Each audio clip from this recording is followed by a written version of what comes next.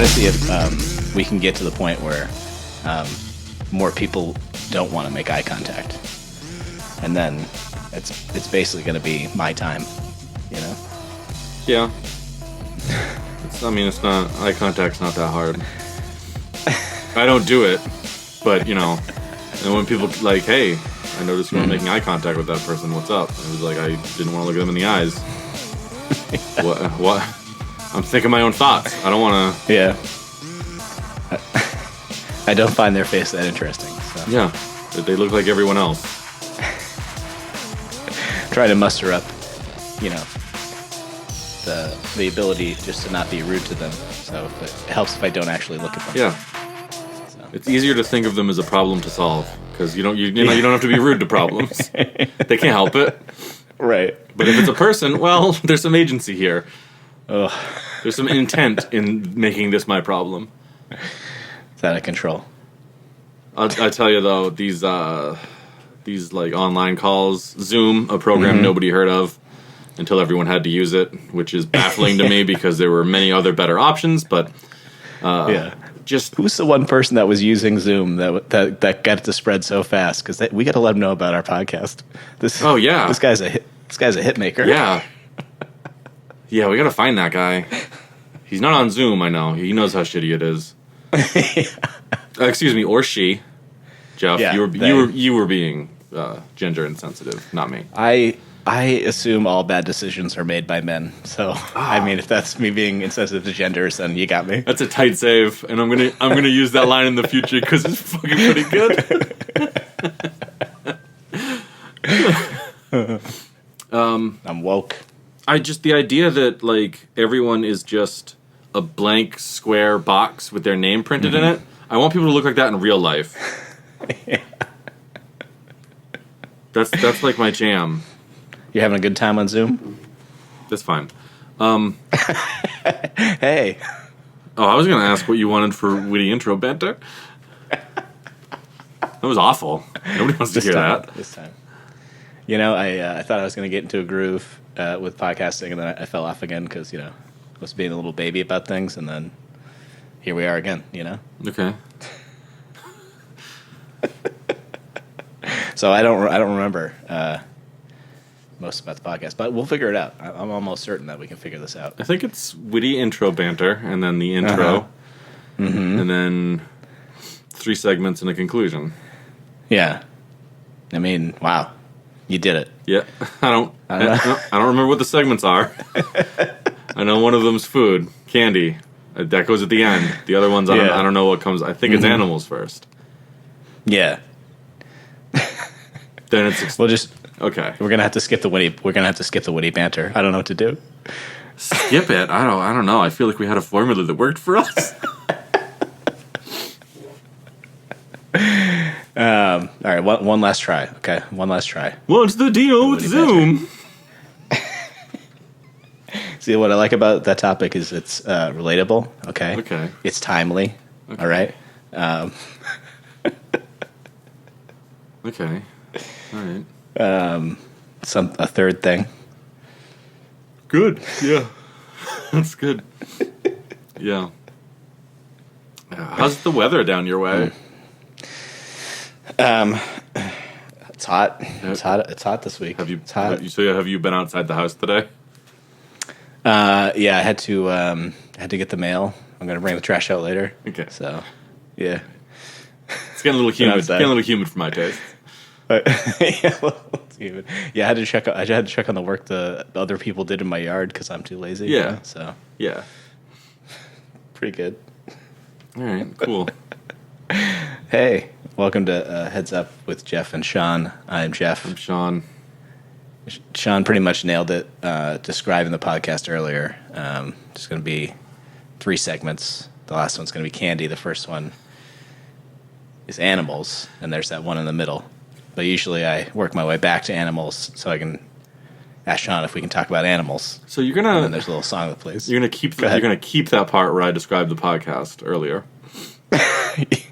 You know what? Just in case, let me try that again. Because we've been talking for like 10 minutes, and I don't think anything's usable so far except for the intro. Like the last 70 seconds have been okay. Yeah. Until I stopped it again to ask. But Yeah. please don't make our listeners sit through the 10 minutes that we just forced each other to sit through. You're right. You're right. Hey, welcome to Heads Up with Jeff and Sean. I'm Jeff. I'm Sean. Where was the witty banter now? You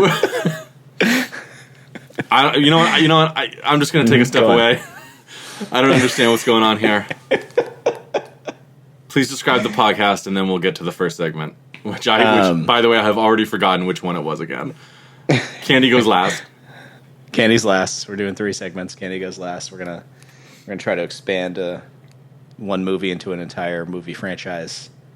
But first, we got to talk about animals. Yeah. Well, now it's time to get online to our internet service provider. It'll be cool. Here we go. Boom. I saw, I think it was a Carolina chickadee today. In the bushes right outside. Okay. Carolina chickadee. Is there a difference between a chickadee and a Carolina chickadee, or do all the chickadees that I see I don't know. are those chickadees? I don't know. How did you know it was a Carolina chickadee? Because I saw it and I was like, I think that's a chickadee. And then I went and looked up pictures of birds in New England. And Carolina chickadee looked exactly like the bird that was in my bush. Let's see. Oh, yeah. You know what? This is what I see when I see a chickadee. Yeah, the black on the head with the white things coming out like around the eyes, and then like the white. Yeah, yeah. That's it. Yep. It's a small passerine bird in the tit family. Nice. What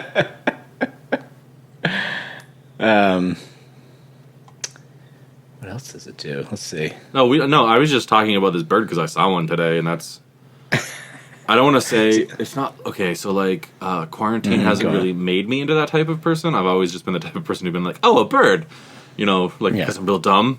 But I took the time today to look up what kind of bird it was. So I was excited to see this kind of bird that I've seen before, but I saw it real up close this time. Nice. So I know. I'm saying we should dig into it. Okay. We don't have to. Is the thing. That's not like. Yeah. And we don't have to prepare for the segment, which I didn't. Okay. So when I hear an animal, I say, let's do it. That's what I was a little afraid of, that you had prepared for the segment, and I was co-opting it with my Carolina chickadee nonsense. No. But that's got a nice flow to it. I just like Carolina chickadee. That's a good. Yeah, it sounds like a nice homey, nice little southern thing. Yeah. Man, that's such a bet. Like, if I said, "Hey, I saw a swan," like you wouldn't think of a swan, right? Right. Swan is a stupid, dumb name for those. Yeah, but if you saw a Georgia swan, I was thinking more like, what about a graceful pecker? How about that? I bet you've seen a couple of graceful peckers in your time, Sean. Yeah, I have. I don't want to brag, Not since quarantine, though. Stay safe, stay alive. Hashtag in this together. Hashtag alone together. What is it? I don't know. I can't follow these hashtags. Yeah, there's too many. They named it after the sound it made. Is that right? Chickadee or swan? Because look, either way, if birds can fucking talk, I want to know. I was gonna say the chickadee, but I don't know what sound a swan makes, so it could be both. Okay. So, Oh man, that Wikipedia, which mostly I use for this segment, so literally anybody could just look up animals like we do. We're doing the minimum work here. Yeah. But they have a better description of the bird. They have a black cap, it's like they're wearing a hat, and bib, and white sides to the face. That's nice. A much better description. Do they mention that it's gray otherwise, or no? So it's just the heads when you're describing a bird? No, they meant they talk. I didn't. I mean, I'm not going to read the whole paragraph because, just Google Carolina chickadee wiki and you'll find it. Yeah. But yeah, it's like white, grayish white on the underside and like gray to black on its back and wings.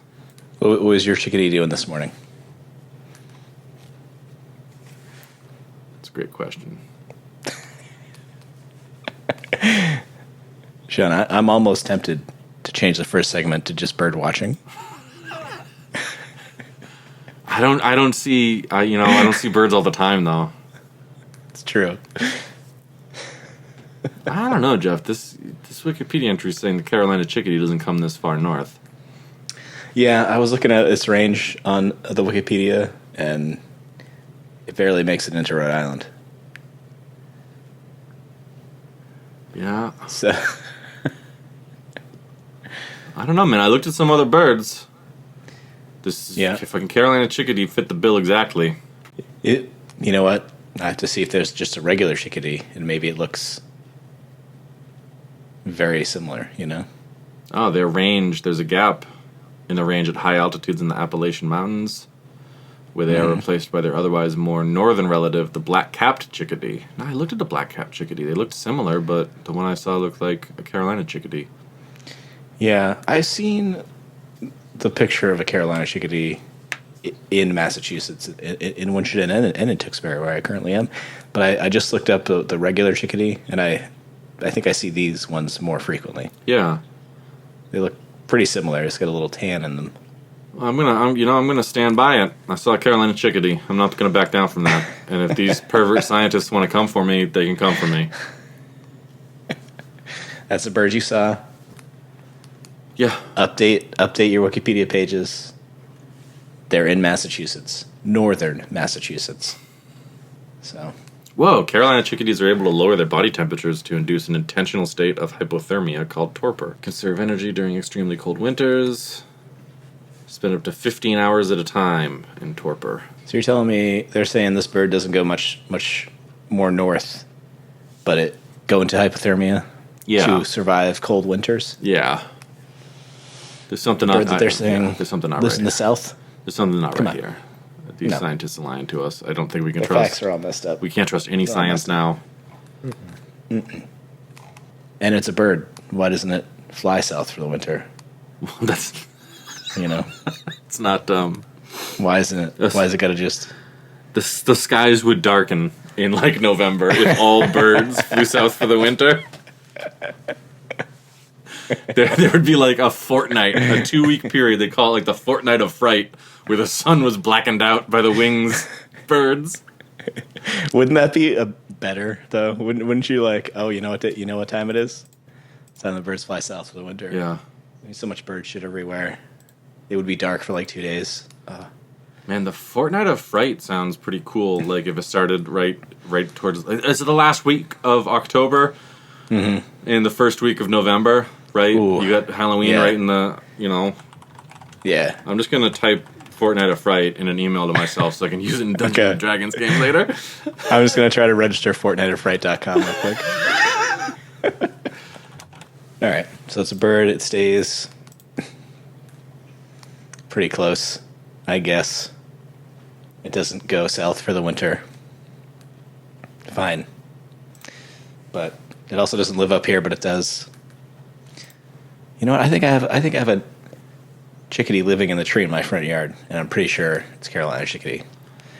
I'm gonna investigate. Don't get all scratched up, but no, it's pretty high up, but I got a pretty good zoom on my camera. All right, and it comes out. If you go out on a really cold day and it's hiding in a little cavity, and he's awake but unresponsive, and they should not be picked up and handled at this time. Because the stress of being held may cause their death. Just during that time, or all the time? Well, I mean, imagine. I think so. My impression is that this is like sleep paralysis. Yeah. So if like a big, huge alien came and picked you up when you were experiencing sleep paralysis in your bed, you might be so scared you died. That's true. It's like when you see a pile of clothes and you're like, huh. But it's just a pile of clothes. You thought it was a person, right? No, I don't. You never woken up like that? I like mostly asleep. I put my clothes away in my dresser, or I hang them up in my closet, so I don't just sloppily throw my clothes everywhere.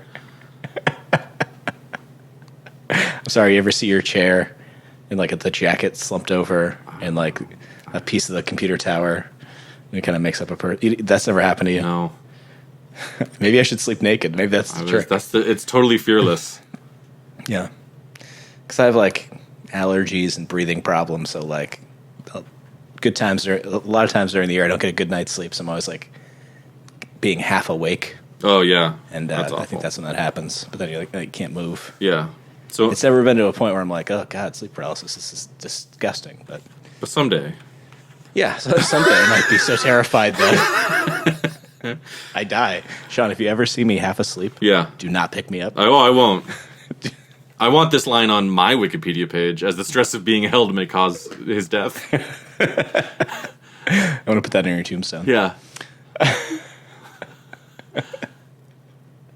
So look for updates on Instagram and Twitter for the chickadee in my front yard to see if it was indeed a Carolina chickadee. Oh, yeah, I got to push that social media.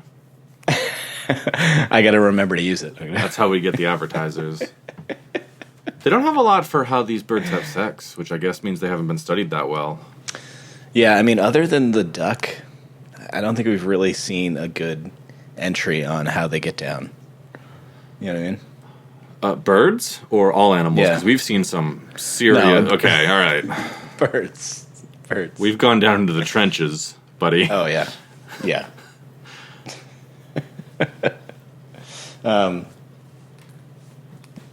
Insects, large part of their diet, especially in the summer. Seeds and berries in the winter. Yeah, this is what I'm talking about. The most famous call is the familiar chickadee dee dee dee, which gave this bird its name. Yeah. So there's out there naming birds after the sounds they make. Right? Okay, I mean, I guess. I don't know. Why do they just do it for this bird, though? That's what I'm wondering. Are they doing it for more things than just this bird? Because I don't think swans make that noise. Penguin? I doubt it makes it sound like penguin. I've heard penguin noises, and it never sounds like they're saying penguin. If there was something out there that is already named, obviously, but you had a chance to rename it as the sound it made, what would you change? What name would you change? Probably swan. I mean, that was just on my mind right now, but yeah, okay. I assume they honk. Is that? I don't know. You can go ahead and look up swan noises. I'm not into it. It's not really my thing. You want to name it after the noise it makes, but you don't want to know the noise it makes. Yeah. Okay. Well, actually, you proposed that. You proposed that I name it after. You said pick an animal. That wasn't my choice. I proposed that you could do that, and you do anything. You could have done it to a refrigerator, a shoe. So these are shoes don't make noises. Dog. Shoes don't make noises. So depends on how you wear them. But then that's you wearing a shoe making a noise. So these birds don't seem. They just seem like innocuous little dudes. Just like they hang out in the forest. They're like really classic style birds. Yeah, I can get down with this. Yeah, they're just like small woodland birds. Yeah. They don't like do weird shit. They don't like throw up their own stomachs onto their prey and then suck it back in or whatever to dissolve it in a pile of dirt or like a nasty slug snail thing. Yeah. The weirdest thing they do is drop their body temperature and that's not even weird. That's kind of cool. Go hypothermia. Yeah. Is that how bears do it? That's a great question. Is that how they're able to sleep? Maybe make a note. We can talk about bears next time.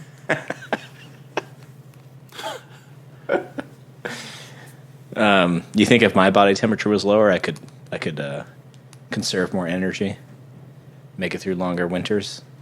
That's a great question. It's kind of counterintuitive, right? Like, you think it's cold outside, you want to increase your body temperature. Well, that means you're using more energy. True. Yeah, so it's kind of their intentional state of hypothermia called torpor is probably like it's kind of like Star Trek, Jeff. It's like when they cut non-essential systems, they just have life support on to get through an energy field or something. Yeah, it's kind of like that. Try to slip by a hostile ship without being noticed. Well, it's kind of hard. I mean, they're giant spaceships flying around in space, but... Yeah, but there's a lot of space in space. That's true, but then you don't have to slip around them. I mean, you would slip around another ship if you had, say, a cloaking device, but there's, I guess if they... Federation has a treaty with Romulus, so that they can't research cloaking devices, Jeff. You should brush up on your Federation history. I'm sorry. And I guess if they're just going somewhere else in space that's not really close by, they could probably just go light speed or warp out of there, right? You don't really need to cloak if you can just go light speed and get lost, you know? Yeah, you can just, like, turn and disappear somewhere. Yeah. There's a lot of solutions in the Star Trek world that I'm not thinking about. Yeah, that's true. Makes me sound like a real dum-dum. I don't think you're going to pass, the Academy test. Keep talking like that. You'll never be an ensign. I mean, why are the Romulans, like, so crabby about everything? Well, first of all, racist. No, I mean, as a people, Yeah, that helped your position a lot. I mean, Jeff, it's really, mostly we see interactions with maybe not the people of Romulus, but the Romulan Star Empire. Their military, maybe the Tal Shiar, their intelligence service. All right, and they're business. They're dealing with what I would assume they would refer to as foreign invaders, right? I haven't watched Star Trek in a long time. Okay, that's really disappointing to me. Okay, that's very disappointing to me. We don't have to talk about it.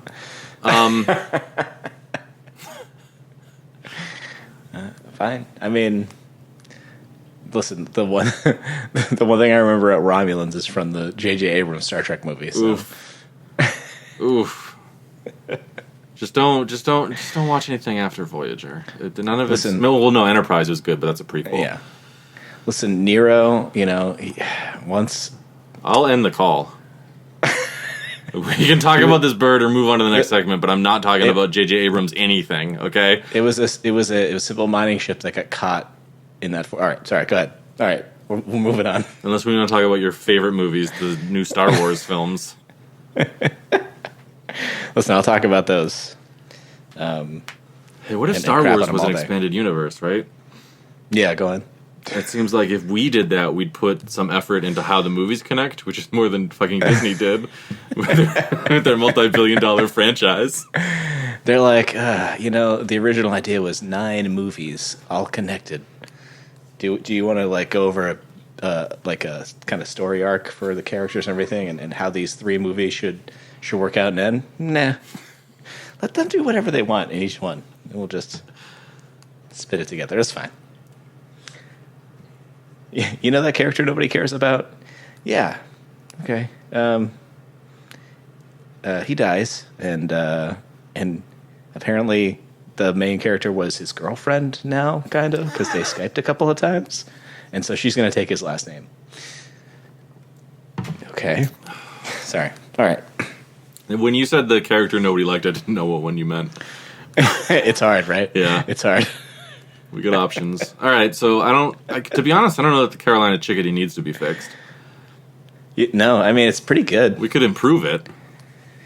Yeah. Well, let's enter that segment right now.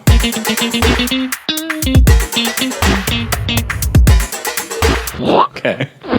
You get your little tune or whatever that you say you put in. I've never heard it. I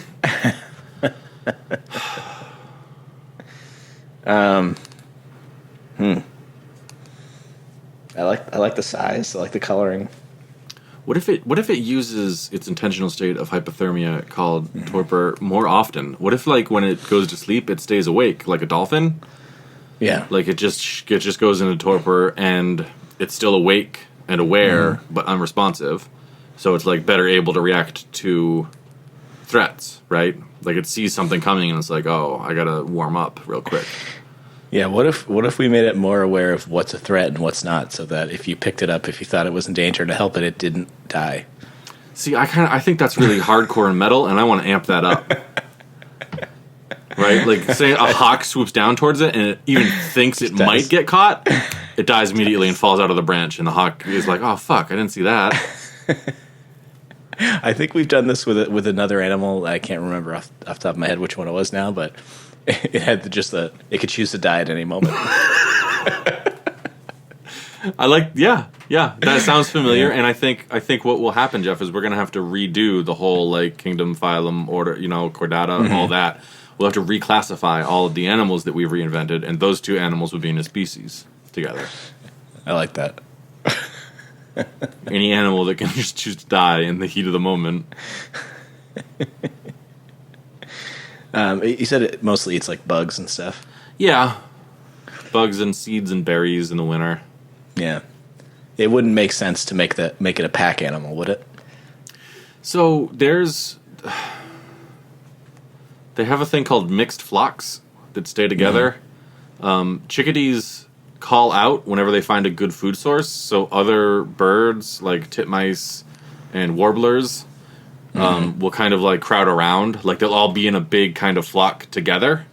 Like just a mixed flock is a bunch of different birds all together. And I mean, so they're kind of already like pack animals with other species, which is another like cool thing. Yeah. And they just put the call out and just get a bunch of ragtag birds.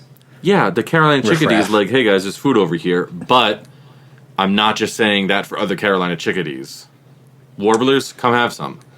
Swans, maybe. It probably benefits from being so small. It doesn't have to eat that much. So when it finds like a bush with some berries on it, it's probably like, I'm done. Have at it. Pretty much good. I think if it could just do a better job of its little hibernation thing, would you call that? Yeah, I guess. I don't. Just be more alert and then be able to just Yeah, die right when I wanted to. yeah. I don't want Those are the only two. I don't want it to be like hibernating, because that's just like asleep for months. This is just like he dips out for a bit, but he's still there. Like he gets his rest, but he keeps one eye open. Yeah, because the dolphins did it by because they use different parts of their brain to sleep and awake at a time, right? Yeah.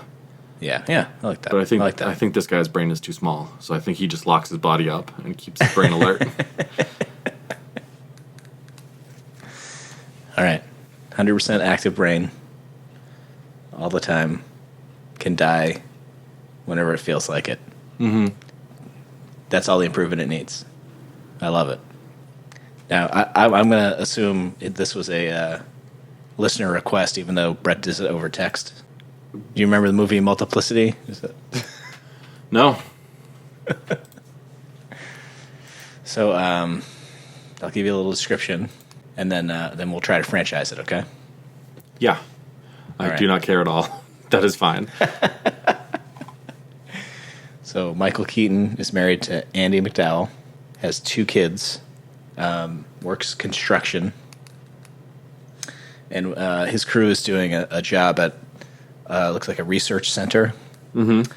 And he gets stressed out because one of them breaks a water main. Mm-hmm. And one of the researchers there, a scientist, goes up to him and is like, invites him back to his office and says, "Wouldn't it be great, if you had more time to do things?" And he's like, "Yeah." He's like, "If only there were 2 of you." And then it turns out, boom, he's into cloning. A clone of that guy shows up. They clone him. Hey, didn't Ant-Man do a thing on this? Living with Yourself on Netflix. I didn't watch it yet. I don't know. I didn't watch it either. I just remembered the advertisement. But that's how he starts getting cloned. But because he needs to balance his work life, which is really stressful, and his home life. Because get this, Andy McDowell, even though he's more stressed than ever at work, she wants to go back to work and wants help with the kids. Okay. And so the first clone really likes working. He's a real man's man. Well, doesn't it sound like if this guy took a little bit more time off work to spend with his kids, he'd have a better work-life balance? You'd think, but there's just so much work, and his boss, he could get fired. He's got to be there. So his clone goes to work. I don't know that he does. I mean, I think he could just find another job, right? This was the 90s. Yeah, great economy back then. Yeah. So he tries to spend more time with the kids, and allows his wife to go back to her job as showing homes as a realtor. Oh, he allows her to do it. Yikes. Oh yeah, because it was a big fight. Yeah, Right. it was crazy. It was insane. But you know what?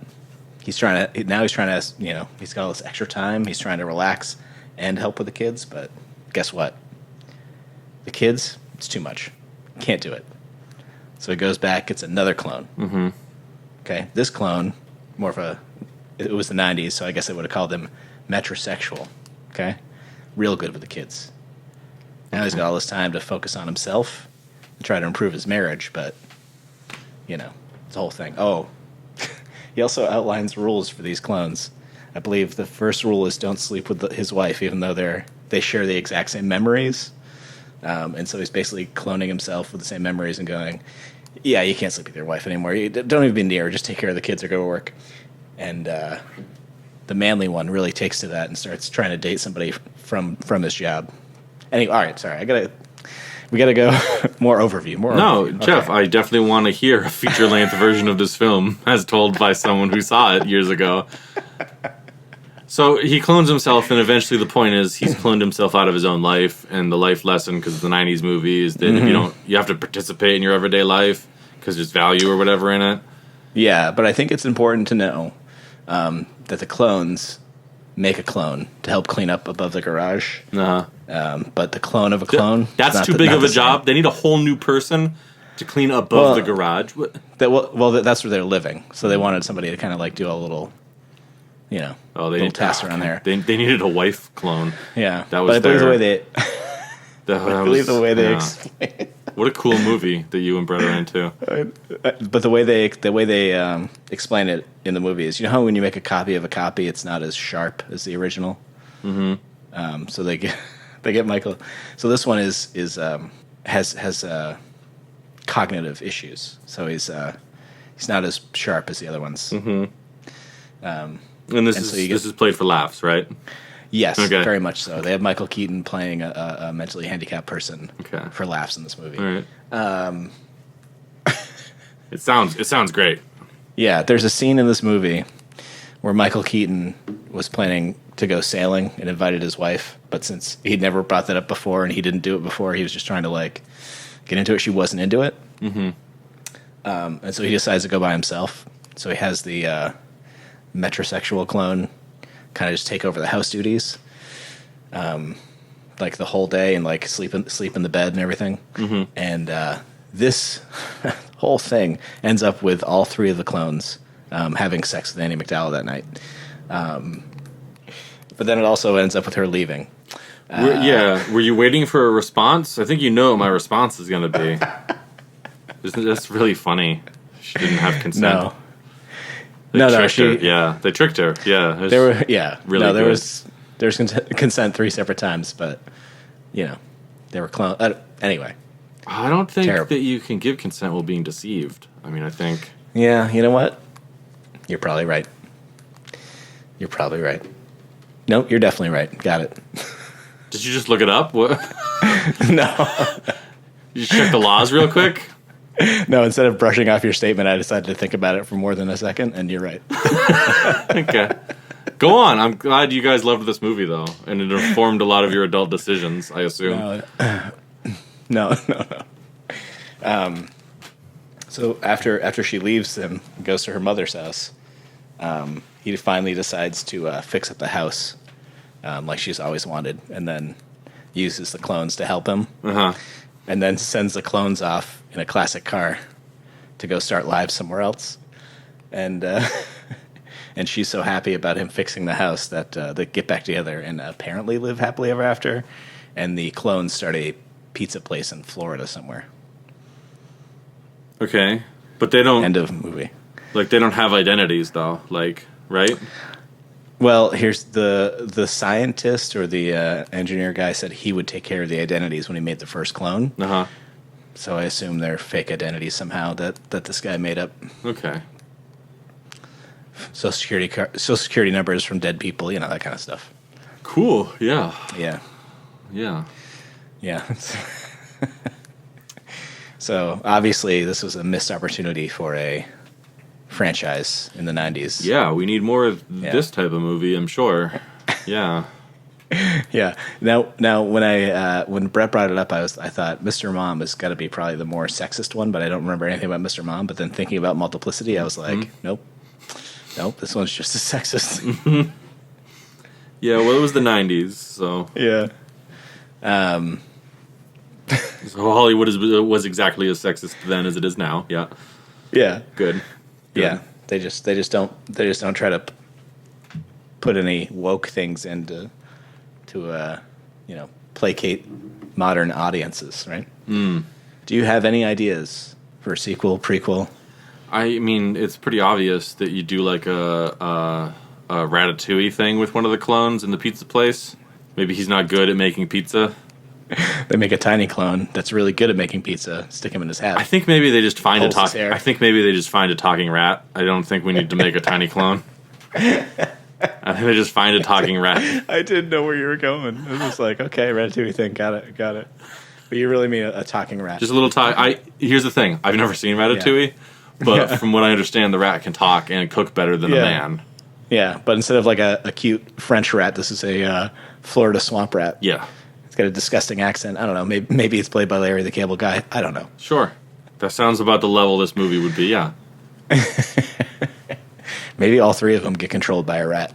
Some sort of plan. What sort? You can't leave it there. I don't know. Yeah, so there's some sort of plan. The rats have a plan. And to corner the pizza market in Florida. Well, I was going to say... Because they saw that New York rat take that slice of pizza once, and they're like, "Why aren't we getting the pizza?" That hero rat. Maybe they're all clones of that rat. Yeah. There's a rat research center. Yeah, I mean, it could just be the same guy being like, he started with rats and he wanted to clone. I mean, if you're going to clone a rat, you clone a hero rat, like the pizza rat. Right. Oh, exactly. Okay. Yeah. Okay. So this turns out these rats are part of his first experiment with this cloning thing, and they're jealous he moved on to people. Oh, okay. That gives them some motivation. Crucial, I find, in a movie. What about this guy, the scientist that has a clone of himself? What other mad scientist things will he be able to get Michael Keaton into? Now that he's learned to love and appreciate his family enough to have his clones fix up his house. What other craziness could he be convinced into doing? But but if he never wanted to fix up the house, and his only motivation is because his wife left him, but none of these clones were allowed to interact with essentially their wife. Yeah. What is their motivation for fixing up the house and then moving out? Why don't they just be like, I don't know, how about fuck you, buddy? Yeah. Well, they were tired of living under his thumb. Like they had to live above the garage and be quiet and. They tried to have loose women and loud music one night, and Michael Keaton put a stop to it. Okay. So I'm sure they were like, let's get away from this guy. Yeah. How do we do this? Well, I guess you got to fix his life real quick, or just enough that he's happy momentarily so we can get the fuck out of here. I don't think I'd like watching that movie. I mean, I remember enjoying it in the 90s, but thinking about it, I'm like, yeah, it's one of the more troubling ones. Yeah. Because Michael Keaton can be charming, but it was playing those other roles to a 90s level of ignorance that I was like, oh yeah, oops, not good. Maybe that guy gets him into teleportation. What are some other sci-fi tropes, like mad science tropes? I thought, I mean, I guess. Is that just his thing? He's a sci-fi scientist?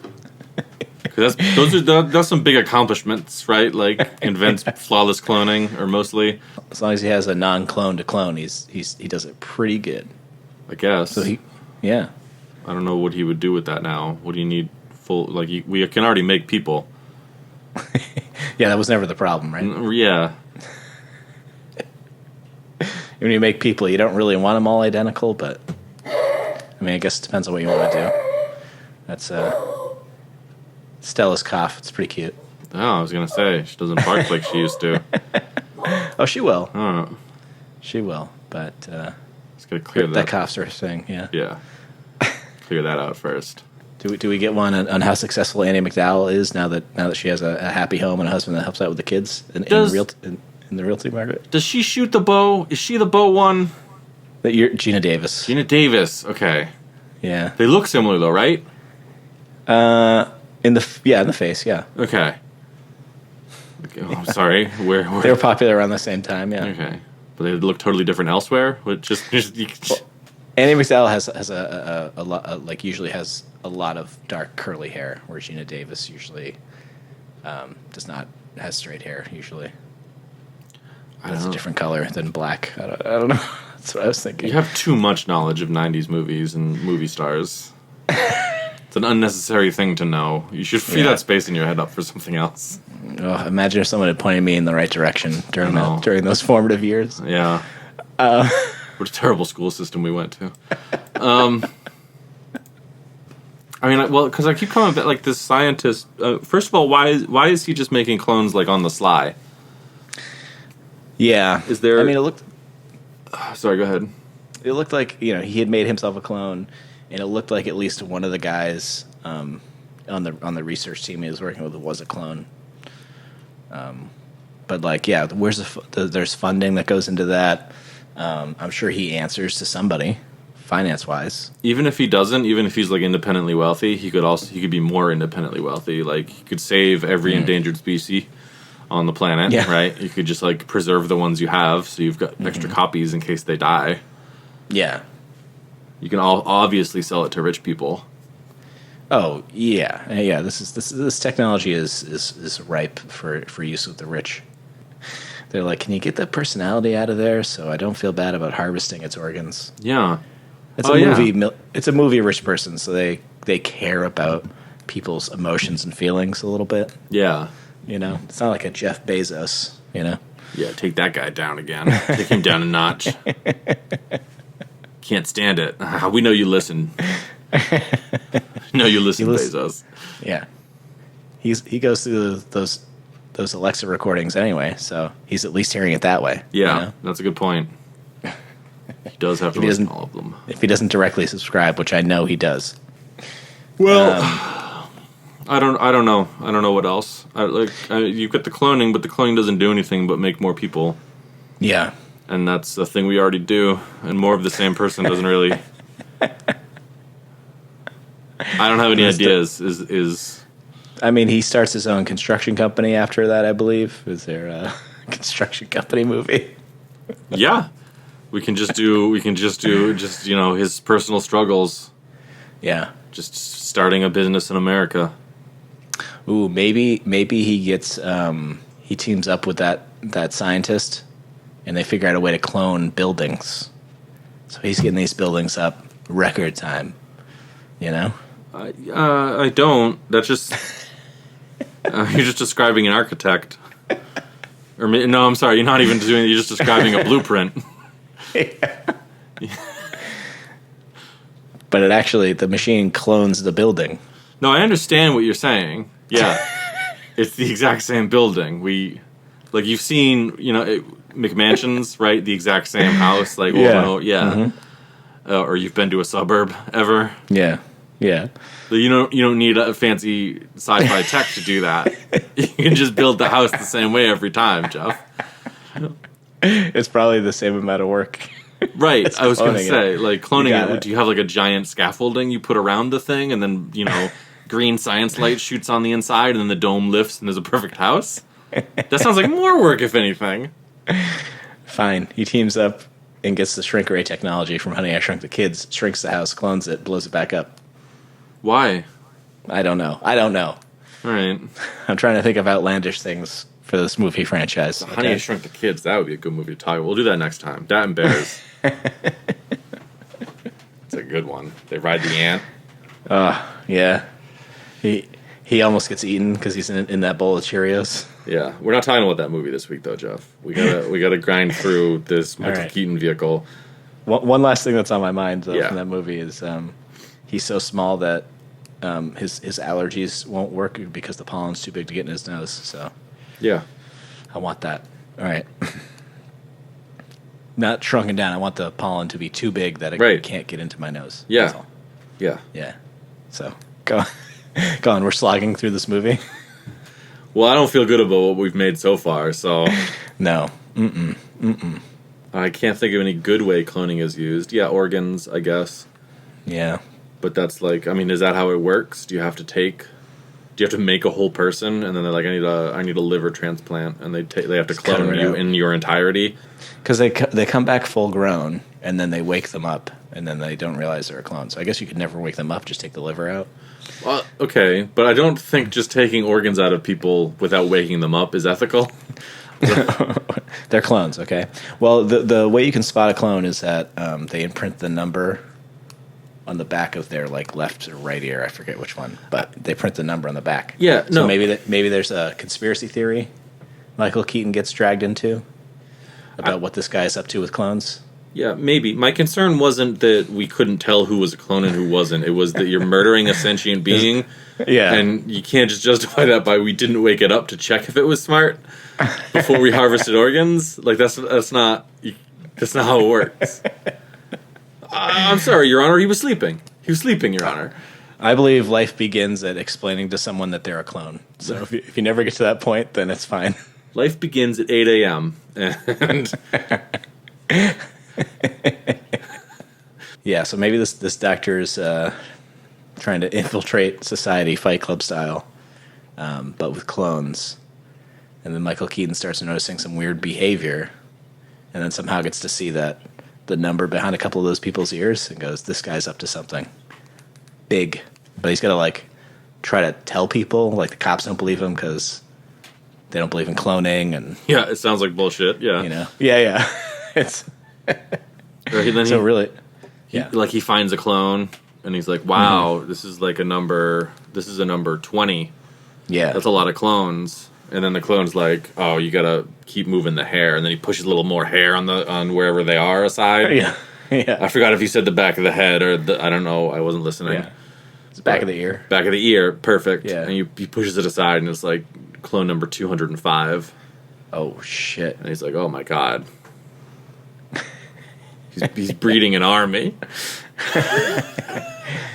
Oh yeah. Oh, even worse. They're clones of Michael Keaton because somehow he's got the original DNA or whatever the hell he needed, and so he figured out the problem of the issue with cloning a clone. But he's worked that out, and so now he's building an army of Michael Keatons. Yeah, and that's becoming a problem personally for Michael Keaton and the world somehow.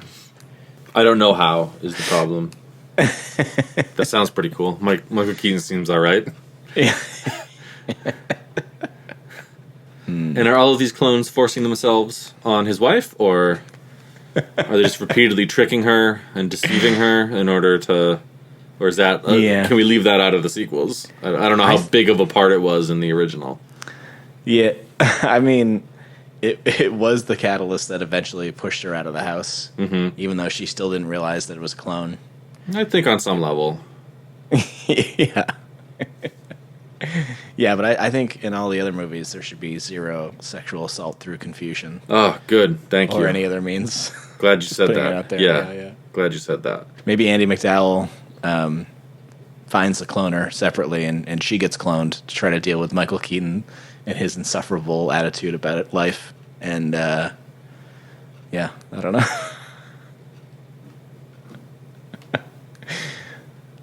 Maybe the mad scientist implants a chip into Michael Keaton's head where he can now read the thoughts of women. So since the clone thing didn't work, help fix his marriage on a more permanent level. Now that he knows what his wife is thinking, he'll be able to successfully navigate a marriage. Yeah, he's really good at manipulating her. Yeah. Yeah, he'll do anything it takes except for honest conversation and actual work. Yeah. Yeah. What if Annie McDowell just learns to use a bow real good in her effort to help hunt down her husband's clones, and then yeah, I'm talking like Olympic level. Yeah. It's a movie. They don't actually have to be good with bows and arrows. You can add that into any actor or actress's repertoire if you'd like. I'm just saying, Do they have kids? Yeah. They have 2 kids, a boy and a girl. Or maybe we do like a Quiet Place remake, and the whole world is just Michael Keaton clones, and they hate noise. Yeah. just wanted to be quiet. The only thing the clones really got besides his looks are an intense hatred for his 2 kids and wife. Yeah. So he can hear even across town any annoying noise they make. Yeah. So they got to go live out somewhere. Yeah. And they can only talk loudly near a waterfall. Yeah. But they don't live at the waterfall. No, God, no. Why? Why? Fresh source of water? Free to talk? I didn't even see that movie, and I knew it was dumb. Me neither.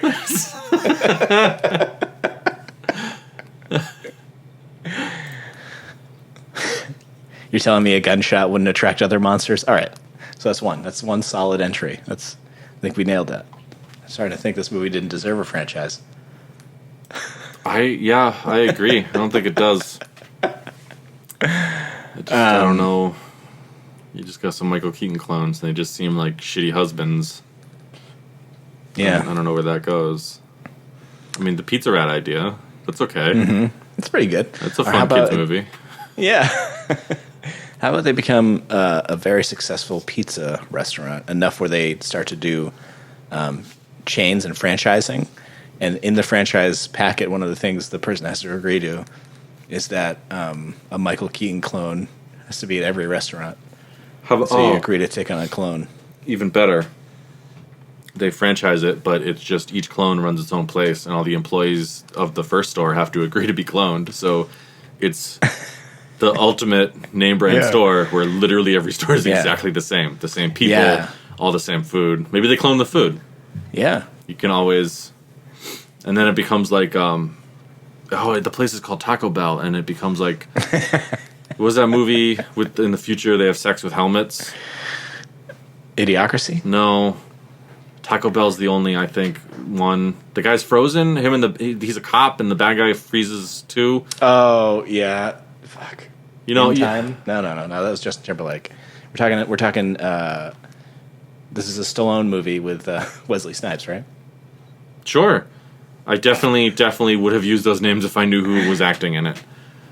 And the lady from the space movie. She was out in space. She used Sigourney Weaver. Nope. No, I know who she is. She's like a sci-fi icon. The other one, where like a bunch of space debris hits their thing, and then she's just flying around in space. You're talking about Sandra Bullock. Yeah, that's the one. She's in it. Yeah, that is the movie. I think I was trying to get. She has sex with a guy in a helmet. Yeah, like they put on mind control helmets or whatever. They go into the cybersphere. I don't know. And then Sylvester Stallone convinces her to have sex the old-fashioned way. Probably. Where he actually inserts himself into her. All right, let's not. You don't have to get graphic with it. I feel like I explained it. Was how I said it not good enough? No, but I just wanted to make sure. Demolition Man. That could be it. I don't know. I'll look it up. Please look it up. That looks right. Sandra Bullock's in it. We can do that movie next time. No, I'm just saying that in the future, all those Taco Bells are run by the clones. I like it. It's called a cameo. We'll just have Michael Keaton pop up. We'll have to, when we remake Demolition Man, just keep this in mind. We'll have Michael Keaton running one of the Taco Bells they go to. Yeah. I think that's a good. Now that I think about it, we don't have a lot of product placement in our movies. True. And I feel like that's kind of like what Disney does, and they kind of own all movies almost now. Yeah. So we should probably do that ASAP. Yeah. More product placements. All right. So I mean, Pizza Hut? Pizza Hut, sure. I would say Home Depot, since he's a construction worker. Get him over there, you know? He has a favorite cola. Whoever pays more. Could be RC for all I care, you know?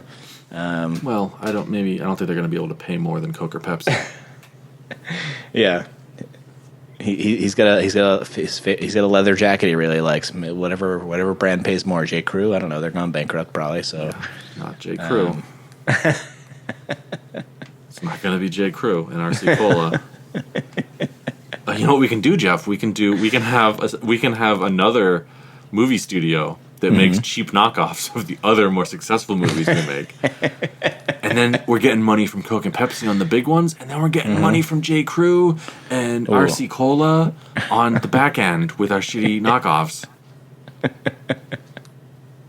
I like it. Look out, Hollywood. Yeah, here we come. You've never seen sellouts like this. We done changed the game. Someone's already doing that. Someone has to already be doing that. Michael Bay exists, so. Right. So, he's had some good movies, just not recently. Michael Bay has? I mean, he did. I didn't see Pearl Harbor. Well, you weren't old Everyone in the enough. I mean, 90s. it happened in, the 40s?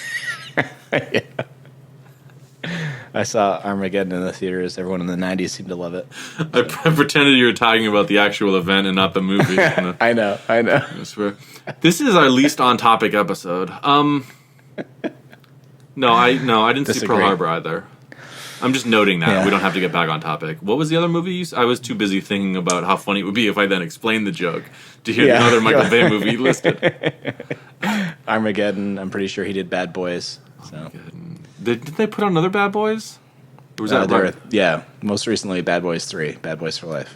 Jeff, all right, you are on a desert island and you can only have one movie series. Is it Bad Boys or is it Rush Hour? Rush Hour. Yeah, okay. Chris Tucker all the way, Yeah, absolutely. Yeah. Well, I was going to say Jackie Chan all the way, but I think we're in the similar vein here. Yeah.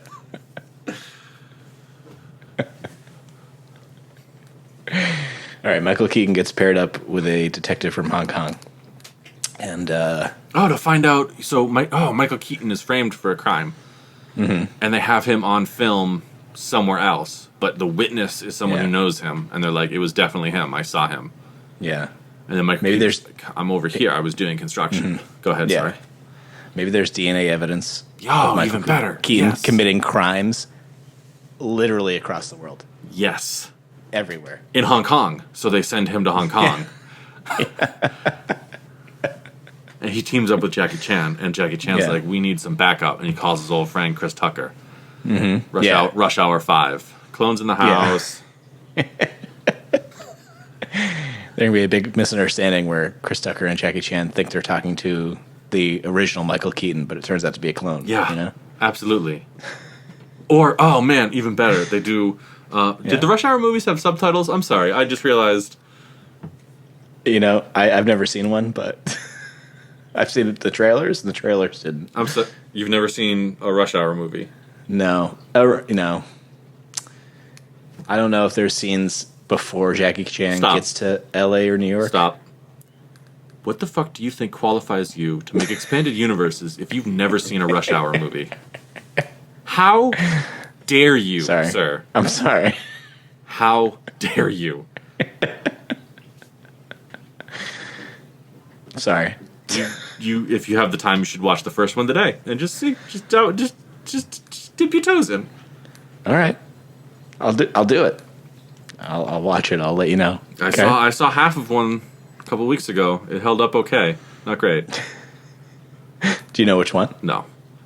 They blend into one another. It's kind of who said? Do you understand the words that are coming out of my mouth? Chris Tucker or Jackie Chan? Because that'll tell you if it was the first or the second one. So Jeff, the iconic image memory I have in my head is of Chris Tucker doing it because that's the first movie. But yeah, I don't. You didn't get to that part. I didn't see that part. Well, I saw because that was in the beginning. That's the early stage in the movie. That's right after he realizes he's got to work with someone else. And he thought he was going to be on the FBI. Mm-hmm. He realizes he's just babysitting because the guy tells him he's just a glorified babysitter. And they fight, but they become friends. They become friends. It's good. It's good. It's good. Okay. Should I also watch like Shanghai Nights and Shanghai Noon when he does those movies? No. But old timey with Owen Wilson? No. No. Okay. All right. Just wanted to make sure I wasn't, Movies are a team effort, and Owen Wilson brings fucking nothing to the table.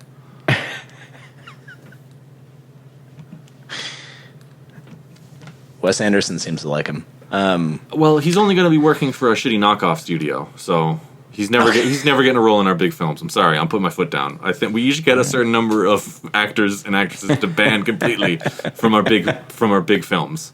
And Owen Wilson, taking Owen Wilson. He's off the table. One. No, okay, all right. He still has a job. He can still do movies down in our crappy studio, right? Okay. But what about Luke Wilson? I don't know who that is. It's his brother, also an actor. Well, how do you feel about him? Do you think he's big movie material? He hasn't done a big movie lately, but he's been in a big movie or two, yeah. Well, I'm going to reserve judgment until I see him acting. But under no circumstances will Owen Wilson even be allowed on set. Okay. All right. Well, I'm not. I don't need Luke Wilson in my films. I was just curious. But if Owen Wilson went to visit his brother on a movie set, he'd try to walk on set during a scene. Yeah, you think he'd be allowed? Yeah, he's not. I'm in the business. Right, and he's not. I'll just hang out by the craft service table. He's C-list at best.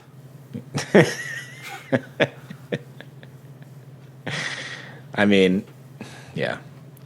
Can he even act if Vince Vaughn's not in there? You know what I mean? Thank God cloning doesn't exist, so we can't have more Owen Wilsons.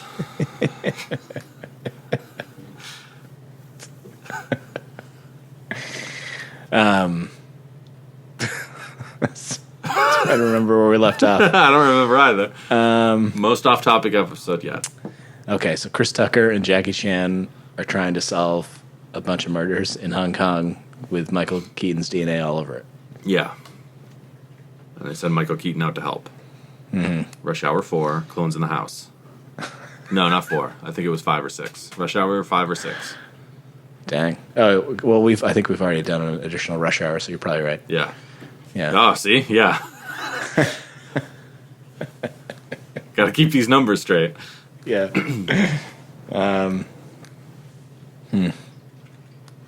Oh, I see. Okay, all right.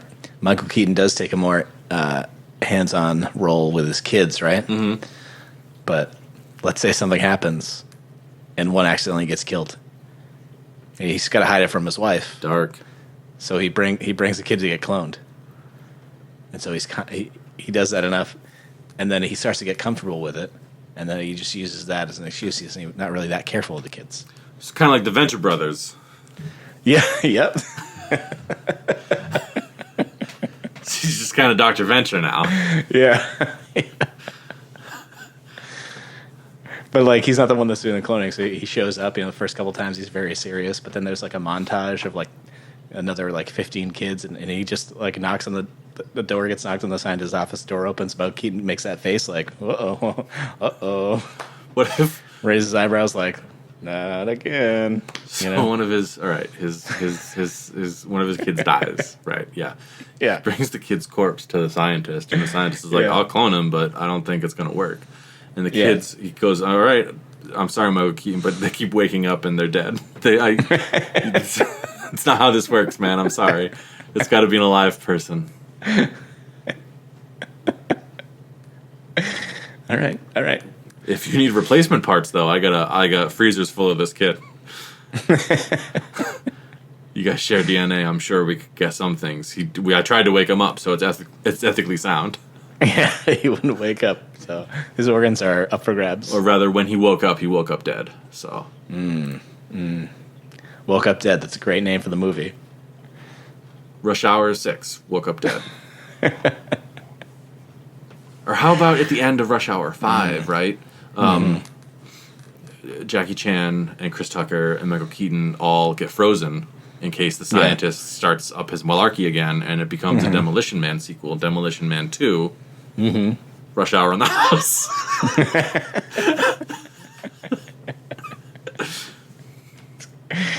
Yeah, what if Jackie Chan and Chris Tucker, they clone them a bunch of times and freeze their bodies, and they get woken up at different times in the future history? Yes. Oh, we finally...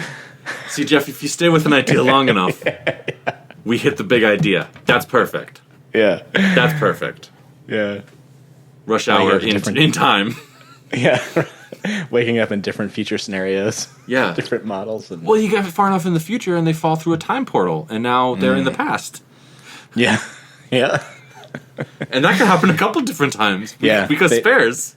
They look up their police record and like these are some of the best detectives there ever been. Yeah. They're gonna help us solve past crimes. Yeah. Yeah. It's Demolition Man 5. Rush Hour Time Police. Yeah. That's good, though. I want to, Yeah.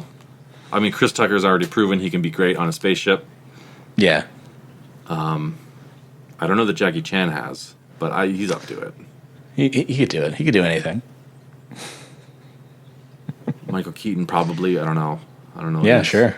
I don't know his body of work as well. In this universe, does this Michael Keaton character become Batman as well? With the fullness of time, I think eventually they all become all things. It's kind of like they become like a three-faced god almost. Yeah. People tell legends of them. Yeah. But is that like Batman's secret to getting beat up every night? Yeah, it's just a different guy every day. No, I'm pretty sure I killed Batman last night. That would be pretty good too. Yeah, I like that. That's good. He just like goes and gets in a tank, and his memories are put into a new clone. Yeah. And the clone steps out, and he's like, "Oh man, great." Yeah. With the 3 or 4 extra rush hours and the 3 or 4 extra demolition mans, I think we've done it. I mean, finding a way for them to just be cloned all the time and have different settings throughout the fullness of time. Yeah. Yeah. Yeah. I mean, that series may never end. All right, now it's time for candy. Yeah, I almost was going to ruin the segment and end it with the scientists cloning dinosaurs, but I thought of that right off the bat. Like they make a bunch of clones, and they go, "Well, these clones are no good, so we can't just murder them all because that looks bad for the government. We'll just put them on this island." Yeah. It's Michael Keaton Island, and people come in and look at them. They're like, "Wow, a whole island full of people who can't trick Michael Keaton's wife into having sex with them." That's the only way you can tell if the cloning was successful. Yeah, they're just really deceitful when it comes to lovemaking. Yeah.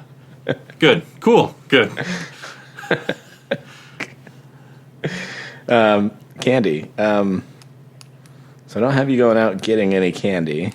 Well, a while ago, Brett and I suggested making candy at home, like making caramel, because it's just sugar, basically. But you shot that down because your stove doesn't work, and you needed a real man to fix it, so... Yeah, he was in and out within like 2 hours and it was working, so... Yeah. Me, I wouldn't know what to do. I would just make it worse somehow. I don't know. Yeah, but we can eventually. I don't know. You know what? Don't commit to a thing you're not going to do. It's fine. What candy did you want to talk about? I was going to say we could make rock candy, but you're right. I don't know if I have the string. You could use almost anything, like a stick. I don't know that I have a stick. These are hard times, Jeff. These are lean times, okay? It's dangerous out there. Yeah, it's true. Speaking of lean times, I wonder what it was like when Good and Plenty was the only candy people ate. When was the last time you had some Good and Plenty? Probably when I was a kid. It's not a good candy. Yeah. Yeah, you try it once, maybe twice as a kid, and it's over. Yeah, because it's just like gelatin caps. It's black licorice in a hard candy shell. No, it just tastes like... It just tastes like gelatin caps. It tastes like medicine almost. Yeah. Do you like black licorice otherwise? Yeah. You do? Yeah. Damn. I like that and flavor. You don't like Good and Plenty? I don't think they have a licorice flavor. I think they taste like gel caps. It's like they made like chewable Advil that doesn't taste like anything. Yeah. It tastes like black licorice to me, but and it's also disgusting because I don't like. But I'll take your word on it. They look like pills. Look like pills. Taste like pills. Taste like pills.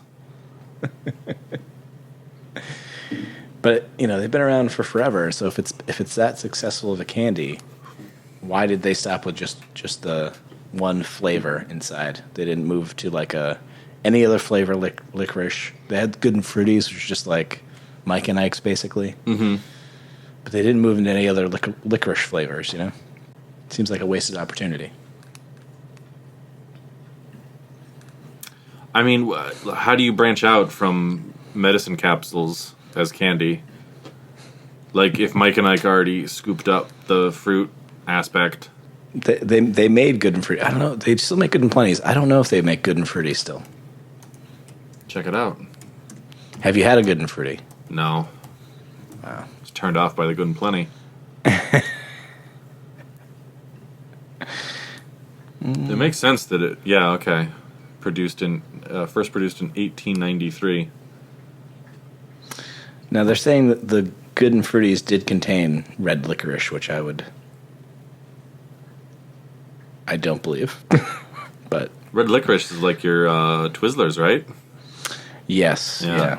Those are pretty bad. And I like Good and Fruities, but I didn't think they tasted like red licorice. It's a Hershey product. Yeah. Getting that out there. Yeah, I think it changed hands a lot, right? First produced by the Quaker City Confectionery Company, and then Warner Lambert purchased Quaker City in 1973, and then sold it to Leaf Candy Company in 82, and Hershey Foods bought Leaf in 1996. So, Shit. in the late 1900s, it changed hands a lot, but for the first, 50, 60 years, it was just the Quaker City Confectionery Company. And they couldn't change it because they had doctors everywhere prescribing. What you need is a pill filled with wax. They call it a candy, but it fixes what ails ya. Yeah. Anything that doesn't taste good, they used to just say it was medicine. Yeah. It was insane. That and cocaine. Now, according to this blog, Good old October days. 20. Yeah. Go on. According to this blog, October 24th is National Good and Plenty Day, Enough with the days. celebrating the oldest branded candy in the U.S. That's what this says. How embarrassing must it be to propose that a day be a thing's day, right? I'm thinking that should be one of our new segments. Is what day is it? What day? It's National this. It's International that, and then we talk about it. But We record so infrequently that we will spottily over the next decade cover almost every day.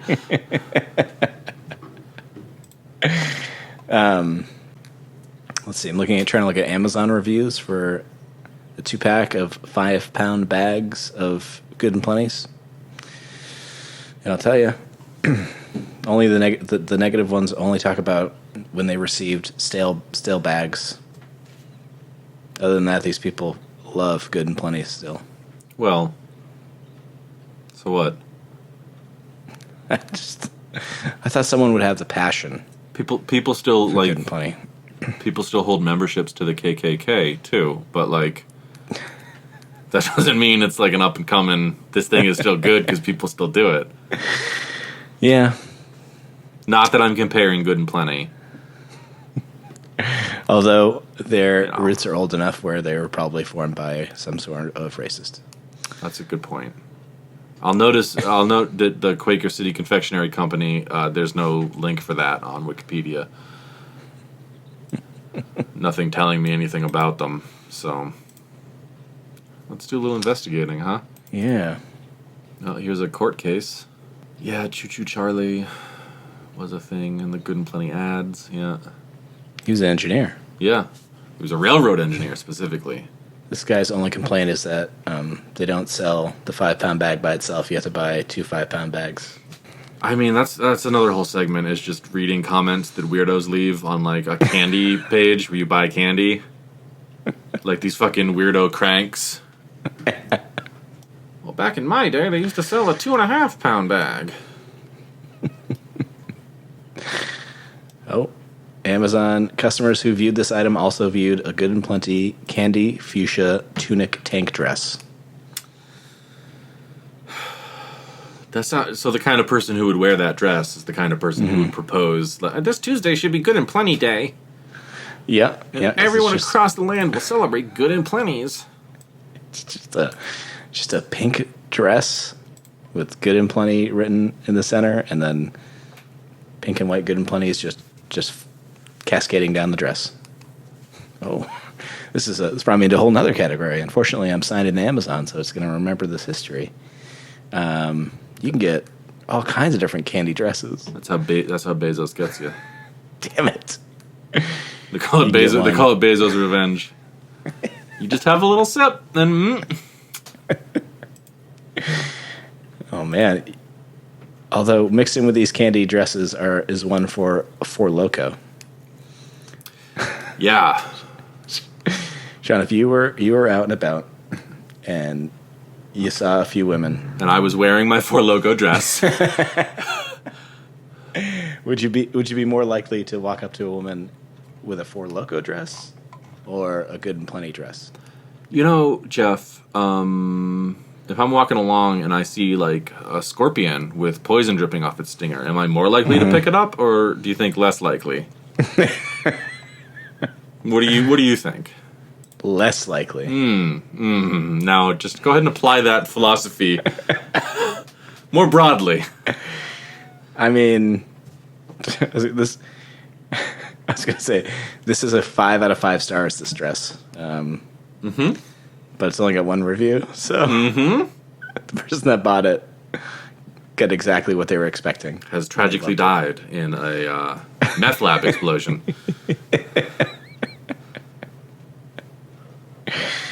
Now I'm like, maybe I should get clothing with candy on it for myself.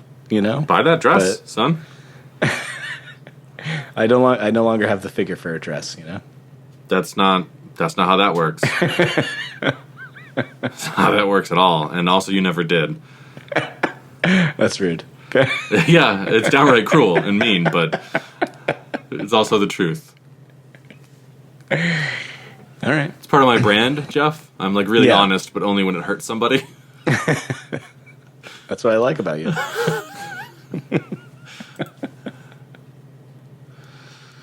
Well, if you want to buy a Four Loko dress, I imagine you would struggle with how to get onto Amazon to do it, but Yeah. maybe you win it in a wet t-shirt contest somewhere. You can never tell on Amazon either if it's going to be officially licensed merchandise, but Four Loko seems like the brand. Yeah, it definitely is. That would do that. Yeah. It's a Four Loko tube dress, you know, just... And there's how you get the review. Somebody who works there. Of course.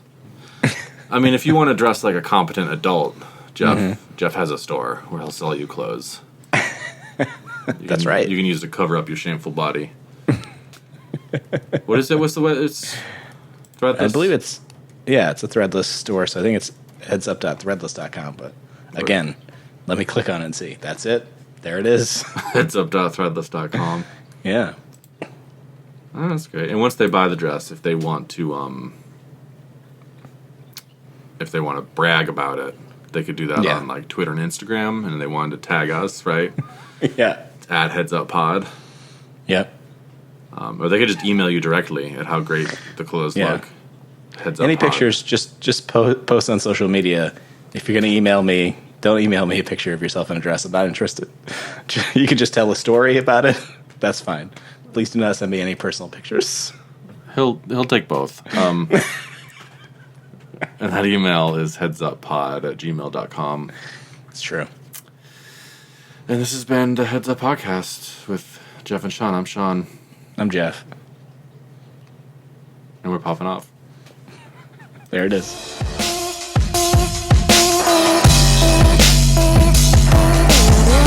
Just the one person that was using Zoom that got it to spread so fast, because we got to let them know about our podcast. Oh, yeah. This guy's a hit maker. Yeah, we got to find that guy.